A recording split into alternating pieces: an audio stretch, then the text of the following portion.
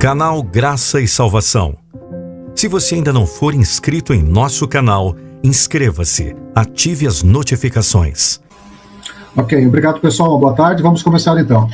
Essa primeira apresentação que eu tenho é uma simulação feita em computador de como é que o universo se estruturaria utilizando a gravidade, as leis da gravitação. É uma simulação gigantesca, está disponível para quem quiser trabalhar com isso, astrofísicos, físicos, enfim, quem quiser se aprofundar nisso, está disponível no endereço aí abaixo que está sendo mostrado à tela.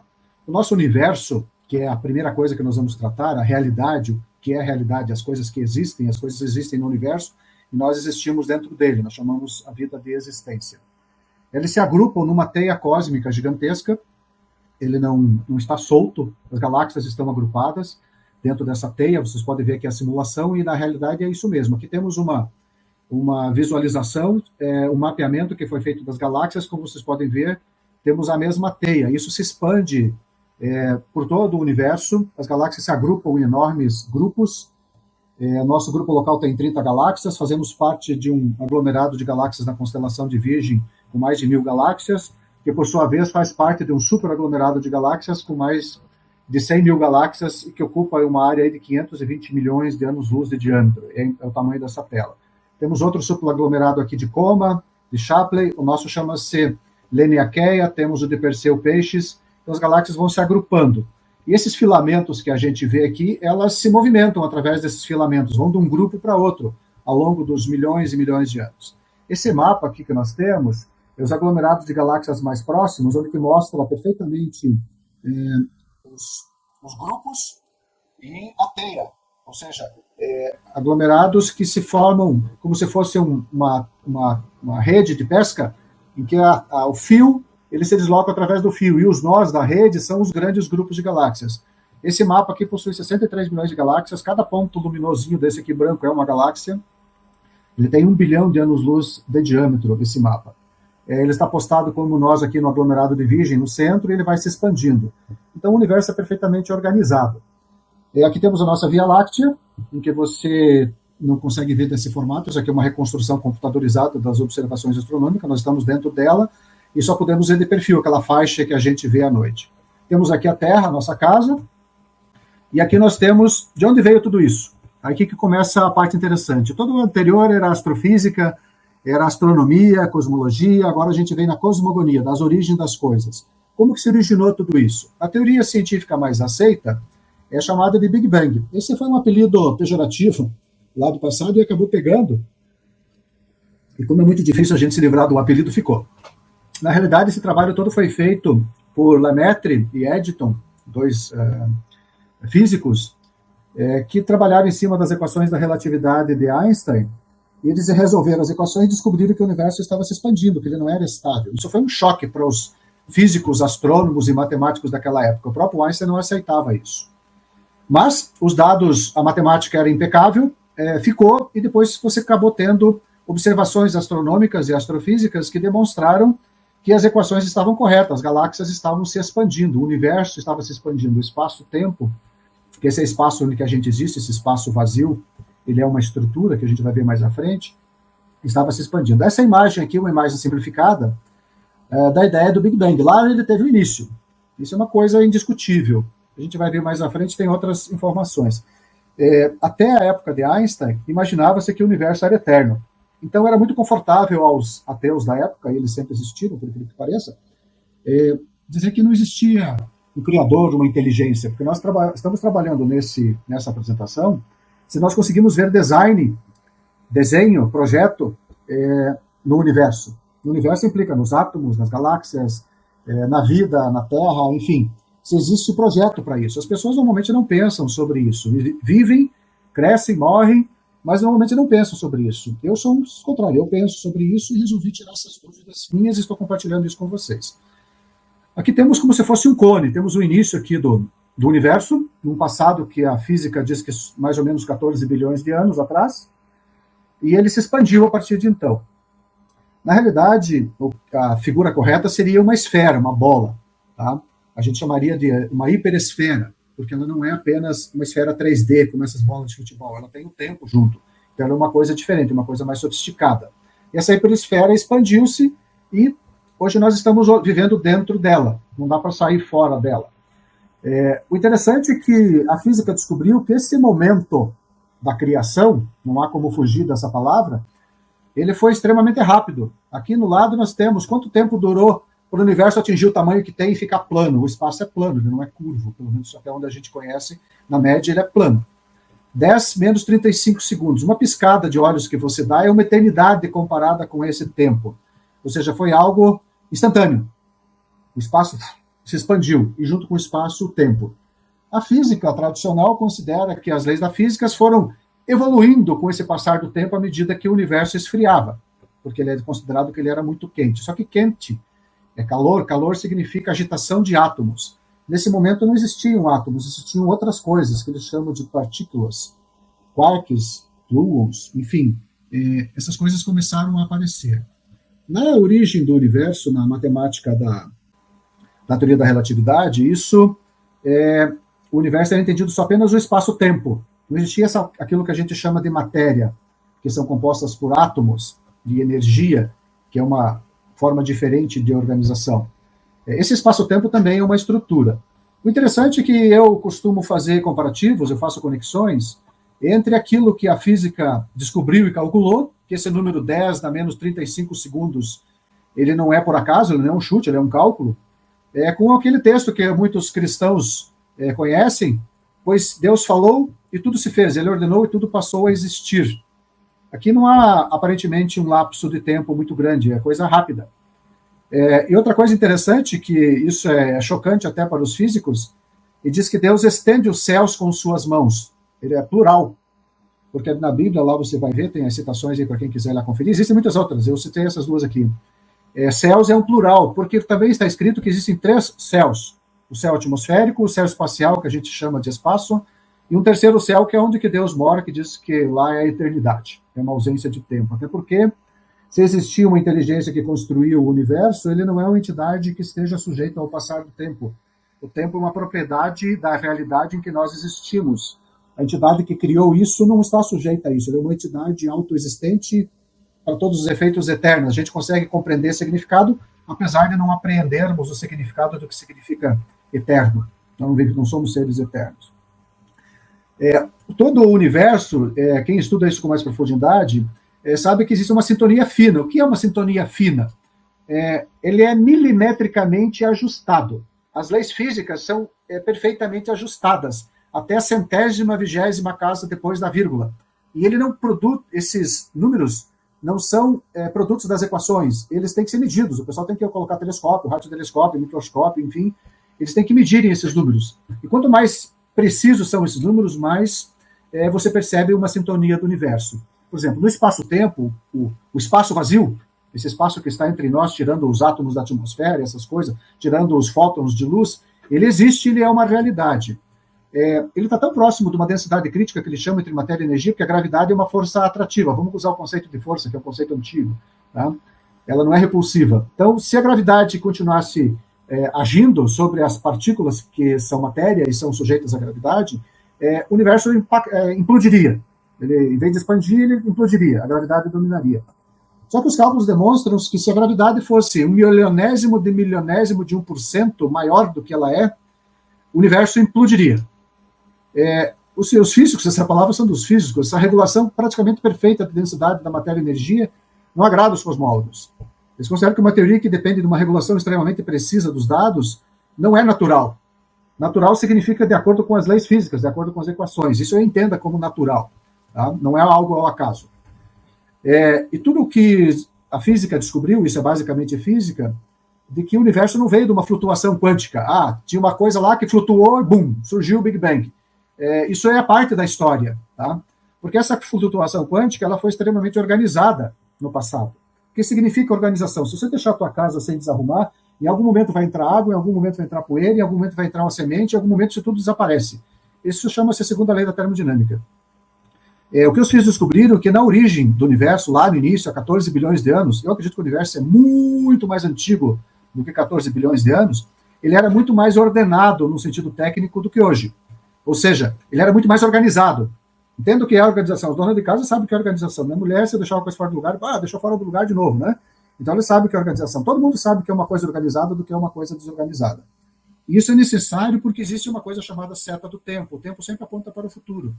Isso está enraizado na mecânica quântica. A física descobriu, tem outro slide para isso, que isso faz parte da mecânica quântica. Ele é obrigado a seguir nessa direção, ele não tem como retroceder o tempo.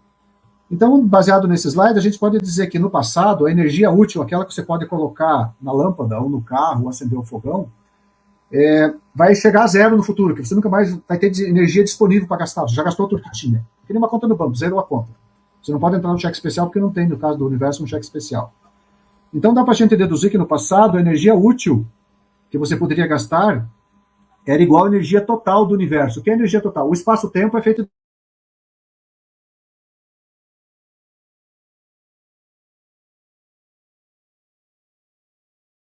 Então, a entropia está sempre aumentando, mas uma coisa interessante que a segunda lei da termodinâmica nos permite afirmar é que as leis físicas que deu origem ao universo, que estruturou o universo, elas são expressas matematicamente, eu vou mostrar muitos exemplos aí na frente, você não se preocupe em entender, eu só estou ilustrando o texto, apesar das equações serem corretas, elas não poderiam existir, as leis físicas, sem a estrutura em que elas atuariam.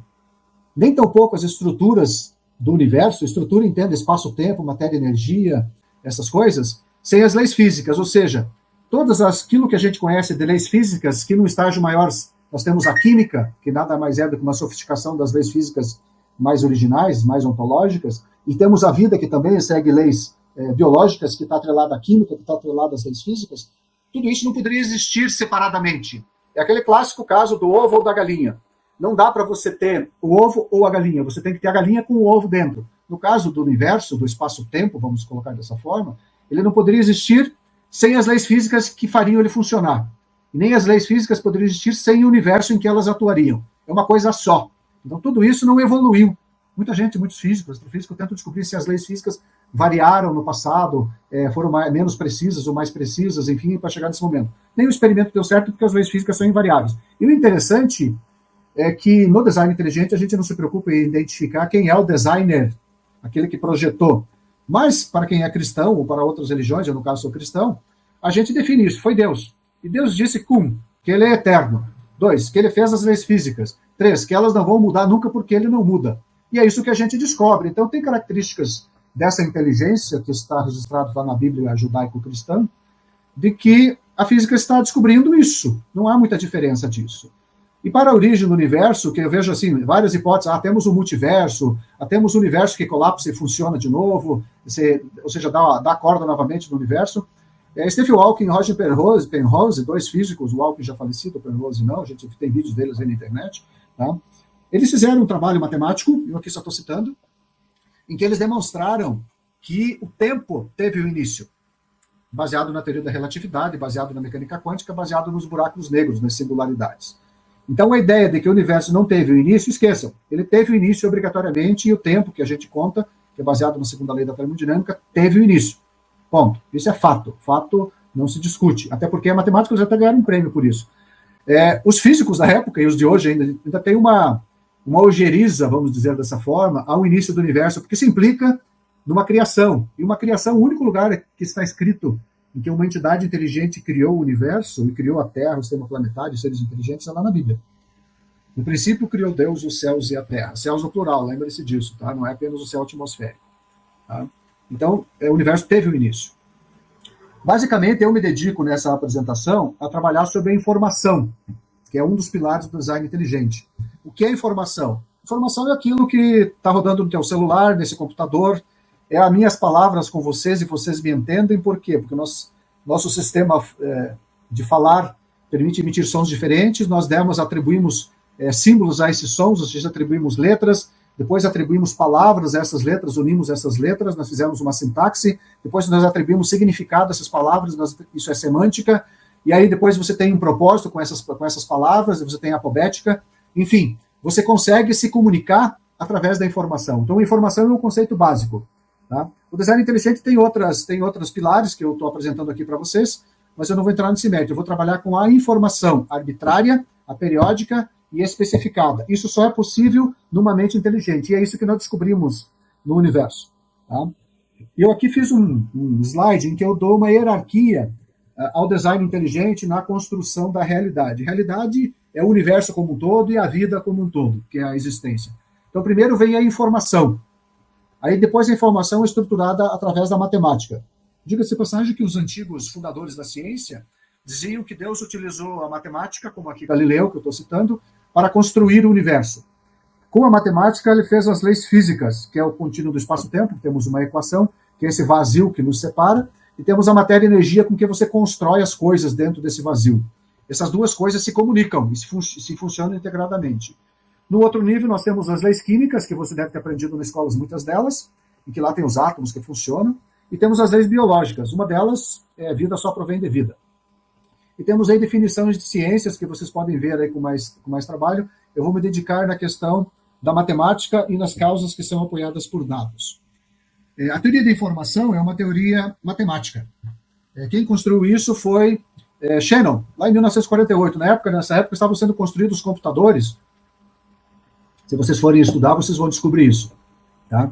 Em que ele queria transmitir informação através de circuitos eletrônicos e queria saber como é que podia fazer isso de uma maneira que pudesse gravar, que pudesse entender. Então ele tinha fonte de informação, ele tinha uma transmissão, ele tinha um canal de transmissão, ele tinha um receptor e tinha um destinatário. Tudo isso baseado nos códigos de linguagem que nós utilizamos, no alfabeto, obviamente, só que nos computadores isso foi transformado em bits e bytes. Tá? Você pega 8 bits de informação, 0 e 1, e você vai ter um byte, que é uma letra, um caractere, um símbolo, um espaço em branco, alguma coisa. Só que a teoria matemática de Shannon, para mim, não era suficiente nesse aspecto, e eu vim aqui, estudei esse livro aqui, no início era a informação do Dr. Werner Gitt, e ele fez um aprofundamento da informação nos 5 níveis de conceito de informação. Na comunicação, isso que nós fazemos é comunicação. Você pode fazer comunicação através da estatística, números, símbolos, aí você tem que ter sintaxe, você tem que ter semântica, você tem que ter pragmática e você tem que ter apodética. A comunicação implica nisso. Eu falo, você ouve, você entende. Se eu der uma ordem, eventualmente você pode decidir cumprir ou não cumprir. Ou seja, você tem ações a fazer através da comunicação. E isso tudo que está aqui, que são regras de comunicação entre pessoas, entre computadores, entre celulares, entre tudo que hoje existe na nossa sociedade, existe também na vida, existe também nos átomos, existe no espaço-tempo.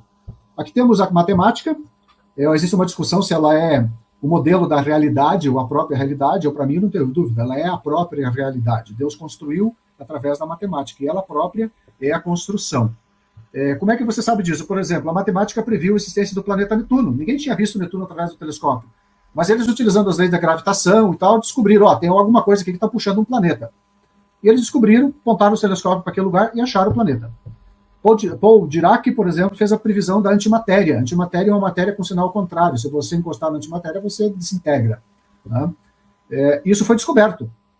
Tem também a previsão da descoberta do Meson Pi, que o César Leite, um físico brasileiro, que fez observações, ele também demonstrou, a matemática previu, tem uma outra partícula aqui, a gente tem que descobrir essa partícula para dar sentido à equação. Também descobriram.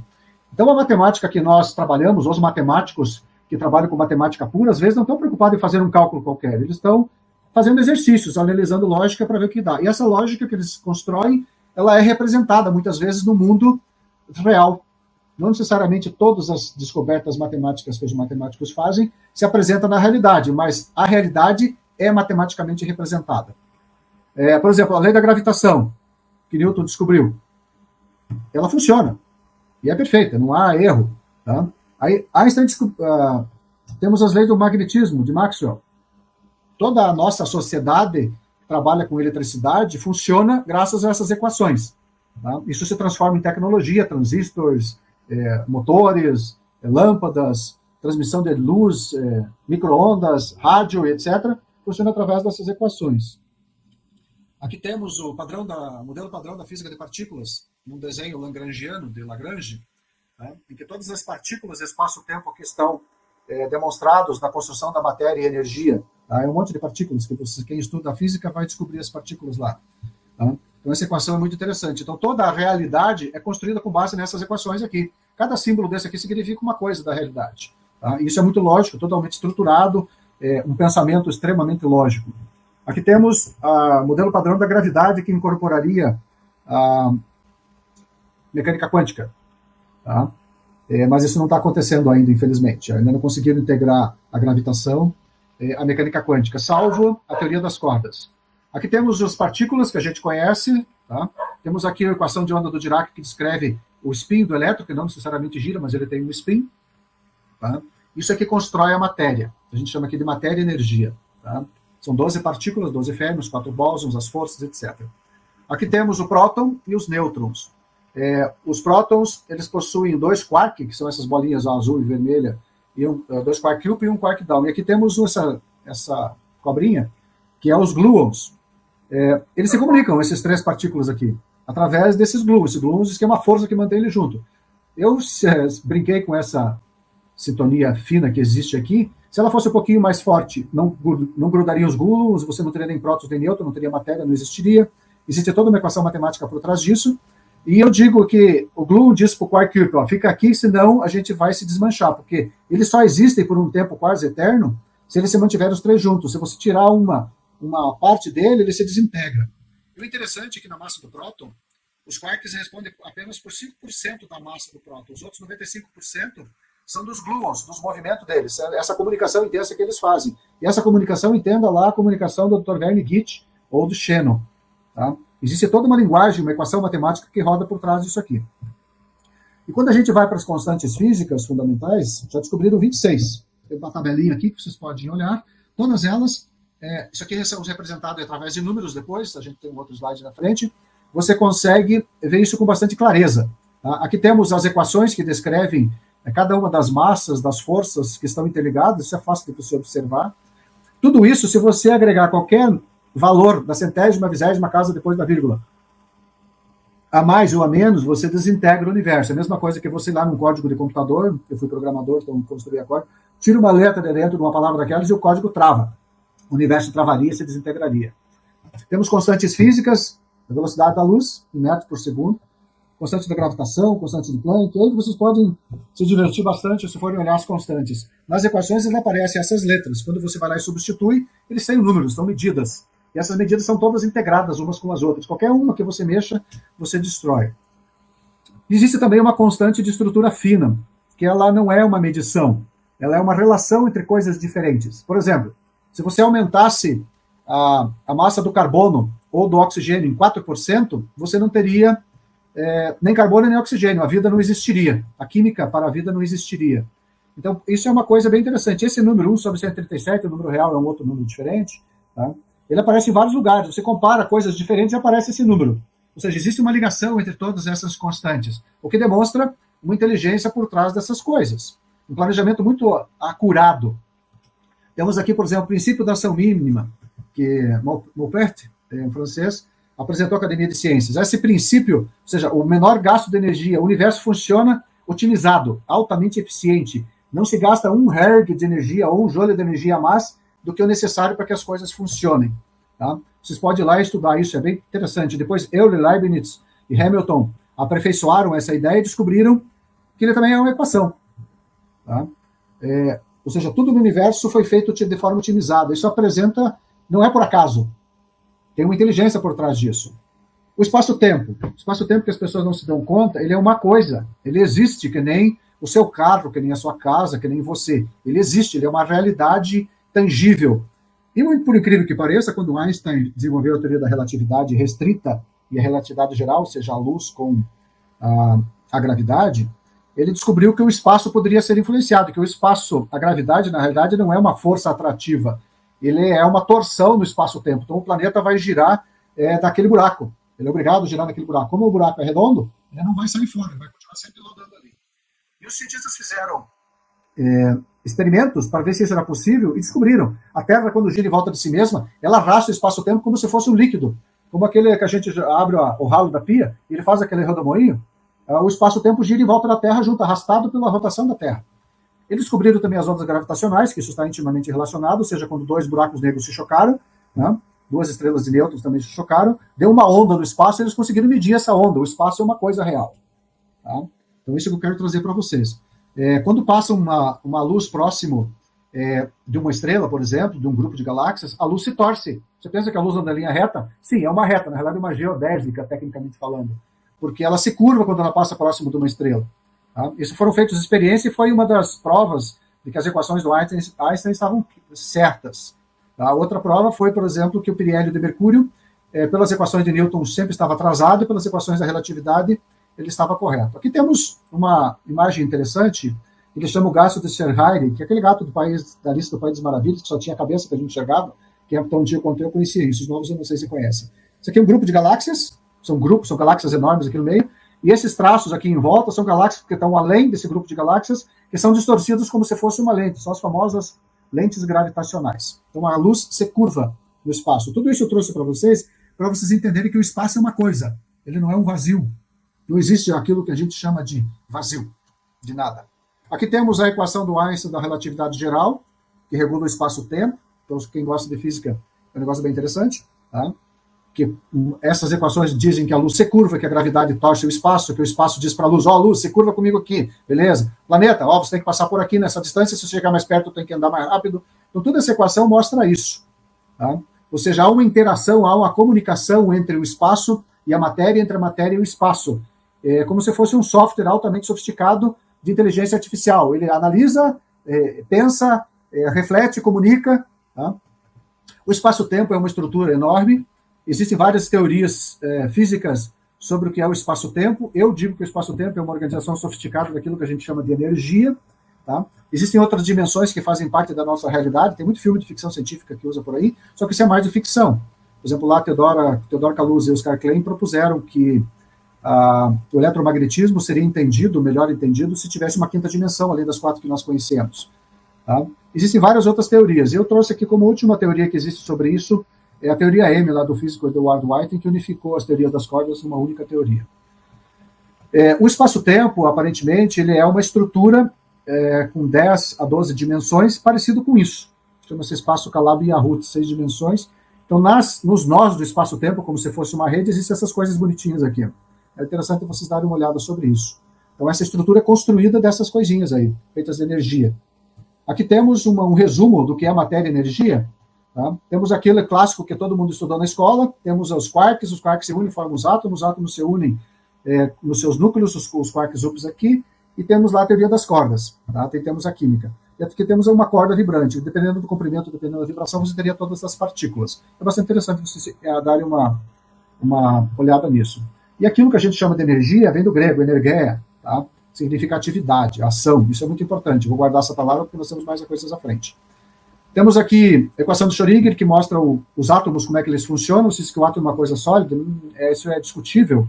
Quando você analisa profundamente, ele pode ser uma onda no espaço-tempo, todo estruturado, todo organizado para funcionar dessa forma, de acordo com as leis físicas que dizem como que cada partícula tem que funcionar. Temos aqui imagens de átomos e moléculas, ou seja, você consegue ver isso através com equipamentos bastante sofisticados. Temos um núcleo atômico com seus prótons e nêutrons. Tá? Aqui ele tem o tamanho de um fentômetro, é uma coisa bem pequenininha. O fentômetro é 10 a menos 15 metros. Pega aí 1 milímetro e vai dividindo para chegar nisso aqui. Temos a química na tabela periódica, que você pode ver. Tá? Toda a construção da realidade é baseada nos 92 elementos que a gente tem, naturais, que seja a natureza produz através de reações atômicas no núcleo das estrelas, e a gente criou mais alguns elementos químicos que têm uma vida muito curta. Tá? E todos os nossos sentidos, visão, audição, tato, paladar, olfato, são eletromagnéticos. E você, na realidade, nunca encosta uma mão na outra. Os elétrons das suas mãos, dos seus dedos, se repelem com os elétrons da outra mão, e a sensação que você tem é de tato. Mas, na realidade, os campos elétricos nunca se tocam. Há uma interação quântica ali que faz eles se repelirem. Tá? Então, é interessante você saber que a realidade é um pouco mais sutil do que parece. Temos as leis químicas. Eu trouxe uma outra compreensão aqui que o Dr. Werner Witt trata no seu livro, que eu postei lá na frente. A matéria que as pessoas evolucionistas, os cientistas evolucionistas, principalmente biólogos, acham que só existe matéria. Não, existe matéria e energia. Só que a vida precisa de mais uma coisa, chamada informação, que está lá no nosso DNA. Todo ele funciona. Eu vou mostrar algumas coisas interessantes aqui à frente. Tá? Então, a vida é matéria, mais informação, isso é vida. Só que tem uma coisa a mais, uma coisa extra. Porque quando a gente morre, viramos um cadáver, a gente tem todas essas coisas, mas não temos mais a vida. Aquilo que nos fazia funcionar se foi. O DNA humano é um software. Aqui Bill Gates, nesse livro que ele trata disso, disse que o DNA humano é um programa de computador, mas muito, muito mais avançado que qualquer software já criado. É a mesma coisa que você ter, por exemplo, eu tenho aqui um DVD. os evolucionistas entendem que o DVD físico é o DNA. Na realidade, o DVD físico é a estrutura química. A informação que está gravada no DVD é que é válida, que é o software. Então, o DNA, na realidade, é uma estrutura física que tem codificado um software nele. São coisas distintas. Tem informação e matéria.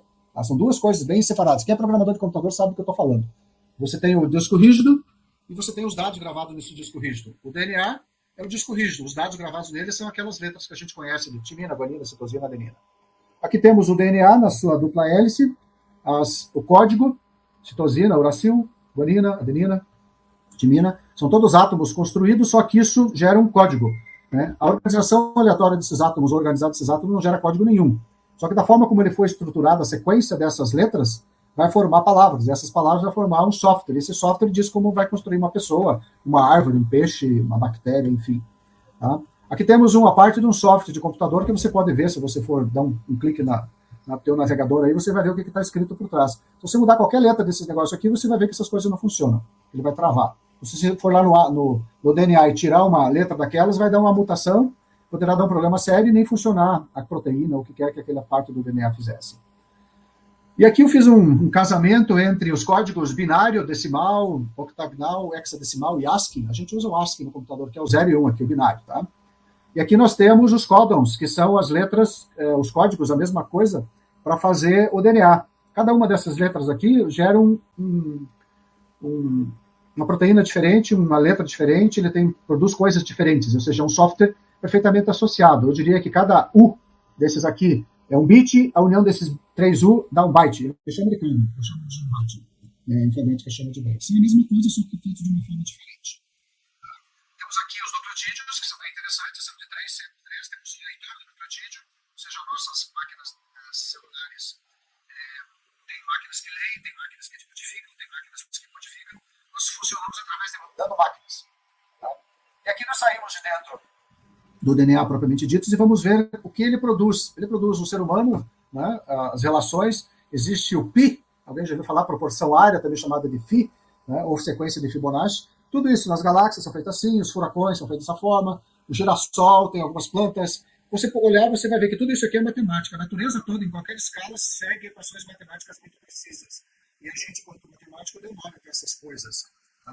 E o interessante é que dentro do DNA existe um código de correção de erros.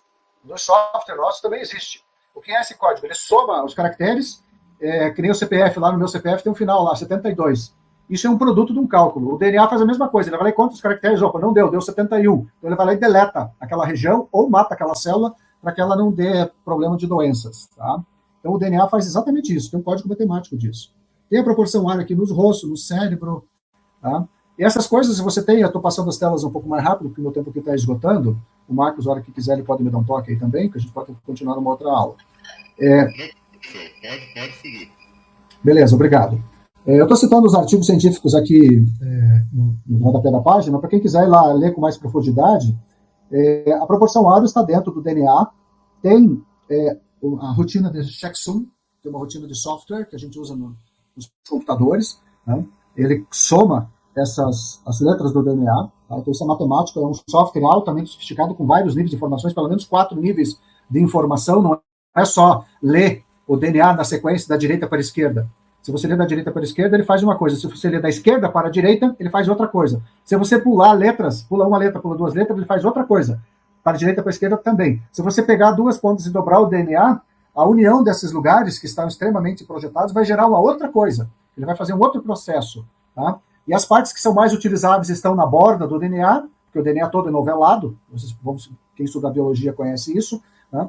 E quando você precisa de uma coisa muito particular, ele desenovela, vai lá e pega exatamente aquela posição, faz o que tem que fazer e volta a enovelar o DNA. Ou seja, tem uma compactação absurda também. Tá? Eles contam isso. Vocês têm aqui os artigos que vocês podem observar com maiores profundidades depois. Tá? Essas coisas se esquecem e normalmente não são ensinadas em sala de aula, nem na academia. Só vai estudar quem se aprofunda, vai fazer um doutorado nessa área, vai acabar descobrindo essas coisas. Isso aqui tinha que estar sendo ensinado na sala de aula, do 2º grau já. Na biologia básica. Nós temos a proporção áurea, temos a sequência de Fibonacci, temos o checksum no DNA, tem todas as 4 níveis de informação que estão codificadas do DNA. Nós não temos competência técnica de fazer um software que pode ser lido da direita para a esquerda, da esquerda para a direita, de cima para baixo, de baixo para cima, e ele sempre funcionar. Nós não temos como fazer isso. Isso é impossível de ser feito. Tá? E o interessante é que a dobradura, aquela cadeia que o DNA faz, aquela dupla hélice que eles chamam, ela segue essa coisa aqui do DNA que chama-se curva do dragão. Tá? Ele vai se dobrando, se desdobrando, se enrolando, tá? Em que cada parte reproduz a parte como um todo. Chama-se fractal. É tecnologia de fractais. Isso aqui é muito interessante. Quem quiser se aprofundar, está aqui o artigo que trata disso, é lá de 2010. Tá? Então o DNA é parecido, todo ele. Você vê uma parte, você vê o todo, só que nele ele contém informação, software. Tá? Que tem tudo isso aqui no Brasil, você tem os artigos brasileiros que tratam desse assunto, tá? Da sequência do DNA, ele tem a sigla de correção de erro. Tá? Também trabalha com BHC, quem descobriu isso lá inicialmente. Aqui no Brasil foi isso, que foram matemáticos, alunos de doutorado que descobriram.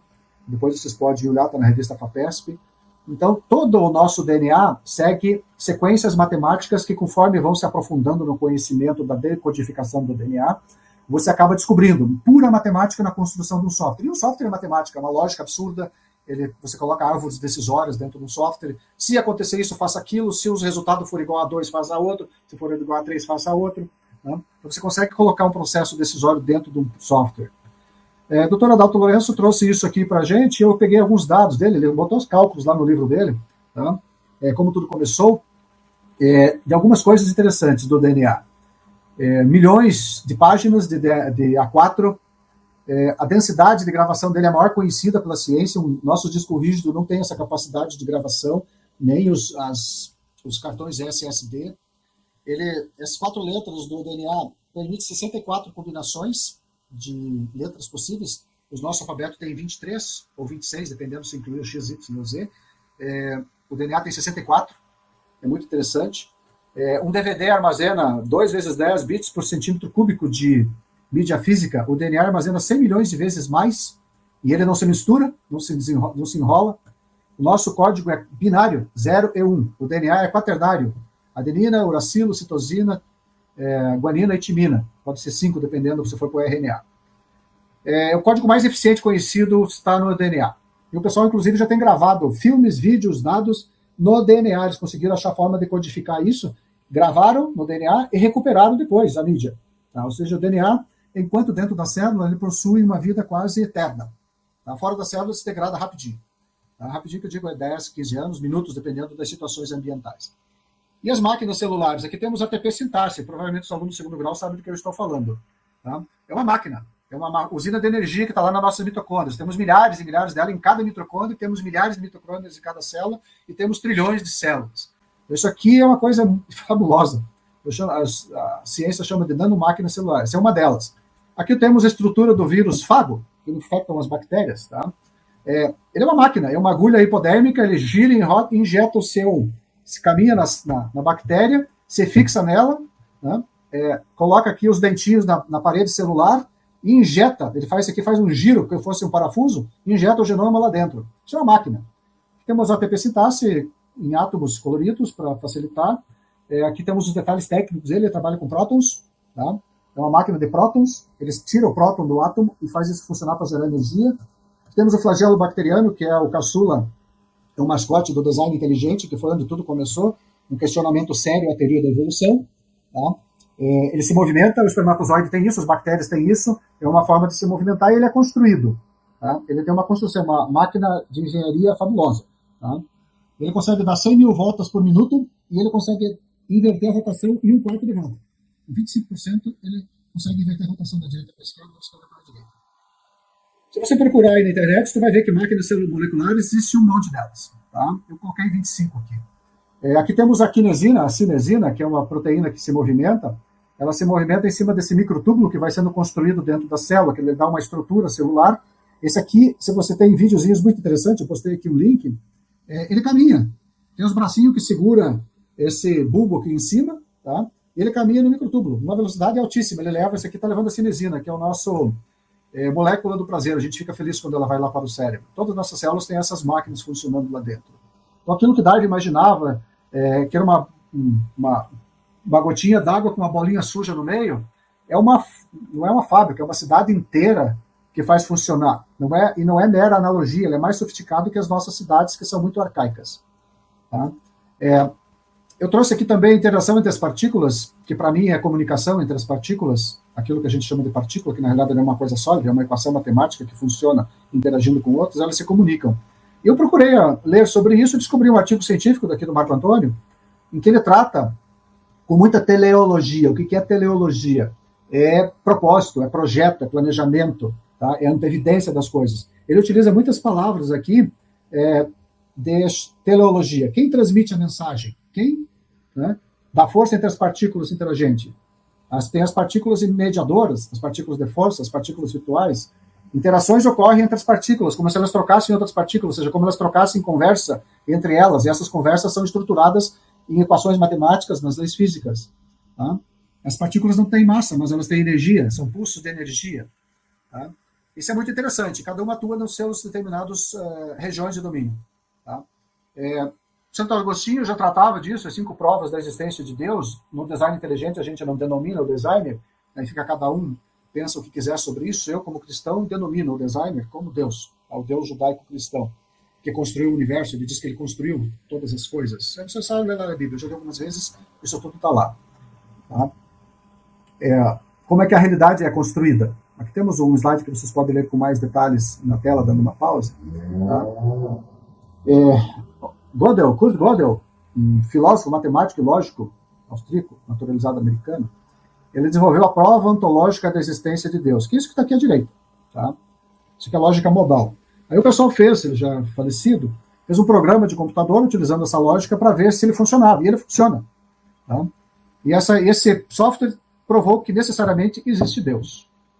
Tá? Então, matematicamente, prova, é interessante a gente ressaltar, prove isso, prove aquilo, prove que Deus existe. Bom, Kurt Gödel provou que você só consegue prova em matemática, ou nas ciências forenses, ou na arqueologia, eventualmente, que você consegue uma prova. Você tem um vídeo, tem um som, deu uma imagem, uma foto que não foi falsificada do dado, isso constitui uma prova no direito, na ciência forense. Então, Kurt Gödel provou que Deus existe, para, eventualmente, o desespero dos ateus. Eu procurei descobrir o que era, porque a gente fala muito de energia, né? Nós passamos o tempo todo colocando energia em matéria, energia, espaço-tempo. Não existe uma definição de energia. Se você for procurar aí nas enciclopédias ou na internet, vai ver que tem dezenas de definições do que é energia. Eu procurei também entender como é que isso se relacionaria com design inteligente.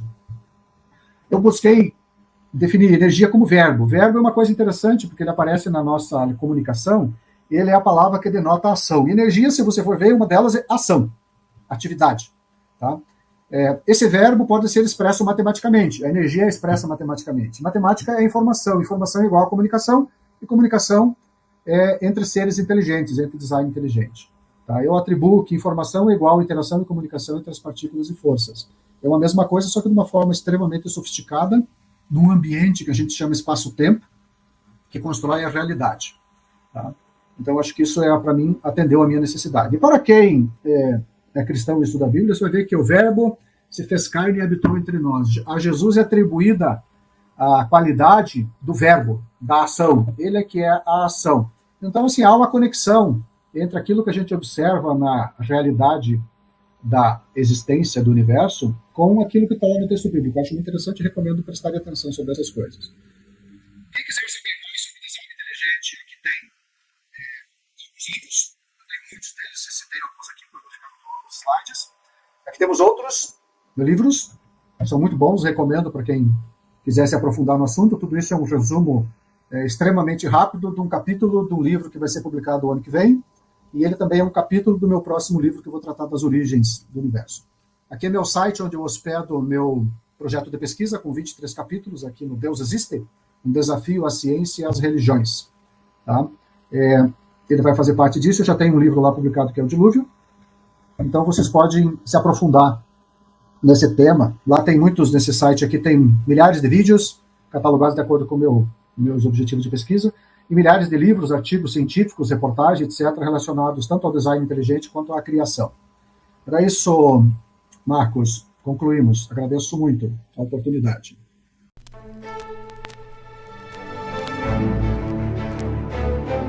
Canal Graça e Salvação. Se você ainda não for inscrito em nosso canal, inscreva-se, ative as notificações. Que Deus lhe abençoe hoje e sempre. Graça, paz e maranata. O Senhor logo vem. Graça e salvação, compartilhando a esperança da volta do Senhor Jesus. Até o próximo vídeo.